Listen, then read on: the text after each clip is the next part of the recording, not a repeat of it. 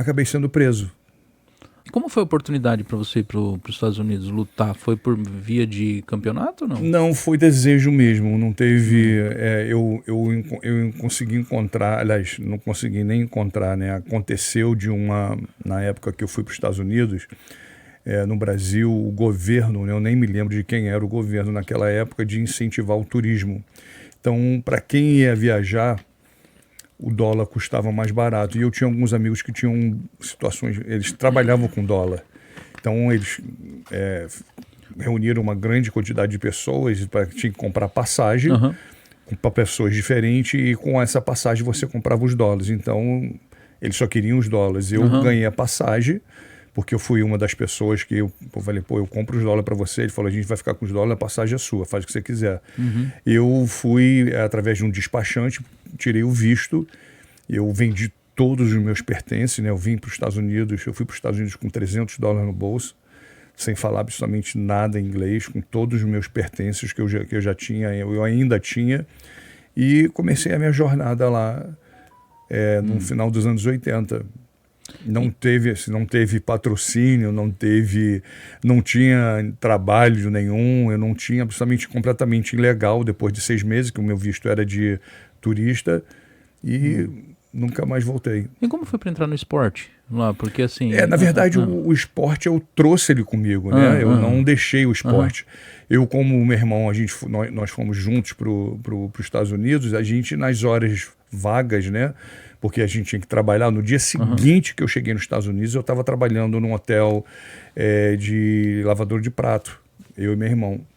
E então, nas horas vagas, quando a gente tinha essas horas vagas, porque o que a gente mais fazia era trabalhar, a gente treinava, repetia, fazia... a gente já tinha um nível de jiu-jitsu já bom, os 2 faixa pretas, então a gente treinava para manter, né? Não era nada assim muito grande, era só a questão de praticar o esporte para manter. E foi assim, aos pouquinhos, através de muito esforço, muito sacrifício, muitos altos e muitos baixos, não foi pouco, e a gente foi ficando.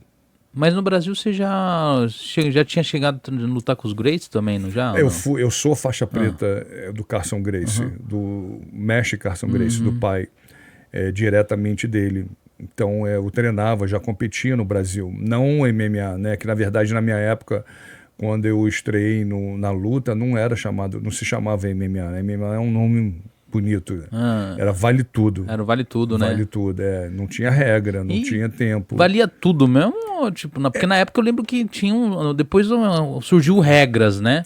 Eu peguei eu comecei, né? Eu sou um dos pioneiros do MMA, do Vale Tudo, então eu peguei essa transição completamente crua, né? Sem luva, sem tempo, alguns lugares nos Estados Unidos, e acho que, se eu não me engano, eram 3 lugares, 3 estados nos Estados Unidos que permitia você fazer o Vale Tudo, né? Os outros não, porque não tinha, como se fala isso, não tinha comissão atlética envolvida. E aí foi aos pouquinhos, foi crescendo, veio a regra, veio as luvas, e assim foi. E hoje, o que naquela época era permitido, que dava, que era assim, era difícil pegar e não dar nocaute, acabar com a pessoa, e hoje não é proibido? Não, a essência da luta não mudou. Partes baixas podia? Golpe baixo? Desde o começo? Não podia. Puxar cabelo, dedo no olho, essas coisas não nunca podia. pôde. Nunca pôde. O que foi, aos poucos, foi crescendo, foi se desenvolvendo, foi justamente as regras. Sim. Né, as divisões de peso, né? Porque na minha época era grande com pequeno, pequeno com grande, médio, não tinha. Não tinha divisão? Não tinha divisão, todo mundo lutava com todo mundo. Tinha uns torneios que não interessava qual era o teu peso, você lutava com um cara 2 vezes, 3 vezes maior do que você. Você chegou a pegar cara muito não, grande, porque eu estava sempre na turma dos pesados. Porque você porque você pegou, eu queria saber o tamanho dessa pessoa. Eu sempre lutei, mas eu nunca também peguei leve. Eu sempre peguei gente perto do meu peso. Então isso foi mudando, né? E hoje em dia é global, né? Hoje em dia não tem quem não saiba, mesmo quem não goste do assistir MMA, ele sabe o que é MMA. É que teve a época de ouro do MMA, do Vale Tudo, né? Que foi quando começou, assim, teve aquela época que, tipo, foi logo quando você começou, pouco tempo depois, entrou na época que é onde era muito televisionado, muito... Eu vou dizer para você que acho que a época de ouro é hoje, é agora. É a época de transformação, né? A época... Eu vou dizer para você, vou até te contar uma passagem.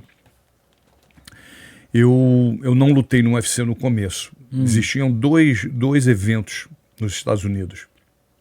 Era o UFC, que o Royce lutava, e eu fui convidado a lutar num outro evento chamado Battle Cage Extreme Fighting.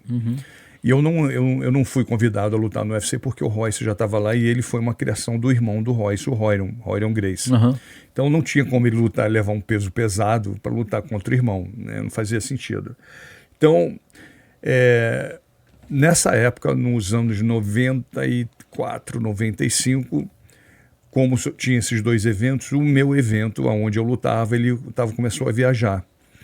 E pela primeira vez ia passar a luta no pay-per-view em Nova York. Só que naquele ano, eu não acredito que esse senador foi senador do estado de Nova York durante muito tempo, chamado John McCain. Ele era muito bem relacionado com boxe. E a pressão do boxe nos anos 90 era muito grande para fazer com que o Vale Tudo não acontecesse. Porque eles já sentiam que ia desbancar, né? Ia trazer para eles uma rivalidade muito grande em todos os sentidos. Hoje em dia, se você falar para você qual foi a última vez que você assistiu uma luta de boxe, eu não tenho a mínima ideia. Faz muito tempo. Você tem que ser alguém que você completamente conheça, de um nome muito grande, para você sentar e assistir. E assim mesmo... Não é uma coisa, né? Não estou dizendo que todas as lutas eram dessa maneira, mas hoje em dia você quase não assiste. Mas se eu falar para você, você assistiu uma luta de MMA? O UFC foi semana passada, eu assistia. Eu sei quem é o fulano, eu sei quem é o ciclano. Então o que ele fez? Como ele era muito ligado ao boxe, quando ele soube que o evento estava em Nova York, o que ele fez? Ele botou a polícia atrás da gente. Ele ameaçou de prender a gente. E, na verdade, ele estava à nossa procura. Quando os promotores souberam disso, eles botaram todo mundo dentro de um avião e eu não sei aonde chegaram a essa conclusão que poderiam fazer o evento, como já estava tudo preparado praticamente na semana do evento, pay-per-view pago, tudo pago, não tinha como cancelar. Eles chegaram à conclusão, que eu não sei até hoje, como e por quê, que o evento poderia ser feito televisionado de uma reserva indígena no Canadá. Às 3 horas da manhã, todo mundo, as pessoas que trabalhavam no evento, batendo na porta de todo mundo, vamos embora, retirou todo mundo do hotel, os caras fretaram um avião desses enormes, botaram todo mundo no avião e fomos para o Canadá. Só que a história de que a reserva indígena tem a sua eles têm as suas próprias leis, eles têm são os donos da terra. Era mentira. Continua sendo dentro do Canadá e o governo do Canadá é o que manda, na verdade. Mas os índios, muitos dos espertos, venderam dessa maneira e eles compraram. Enfim, lutei, eu já era campeão, mantive o cinturão, ganhei em 1 minuto e 15 segundos contra um campeão de kickboxing lá, muito famoso, chamado Carl Franks. Já ouvi falar. Fui pro hotel todo contente, tomei banho, queria comemorar com meus amigos, muita gente, muitos meus alunos estavam lá presentes. Acabei sendo preso. Sério? Preso não eu, preso porque eu lutei naquela noite e comigo foi preso o comentarista, outros 6 lutadores, todas as pessoas que estavam envolvidas no evento daquela noite, que eles conseguiram prender, eles prenderam. A prisão em sentido de que foi uma prisão política. Por quê? porque o governo queria mostrar para os indígenas que quem, na verdade, manda na terra são eles. Então, eles tinham que... Mas o indígena não estava nem preocupado com isso, não. Ele queria receber o dinheiro dele, recebeu o dinheirinho dele, deixou o evento acontecer, agora é contigo, segura a tua onda. Então, enfim, fui preso na sexta, no sábado, na segunda-feira de manhã eles levaram a gente para a corte, né? E aquela corte, aquele cinema, né? 80% das pessoas dentro da corte era da televisão, que eles fizeram como um caso público, para que todo mundo visse. E 6 meses depois eles, como é que se diz isso? Eles acabaram com o caso.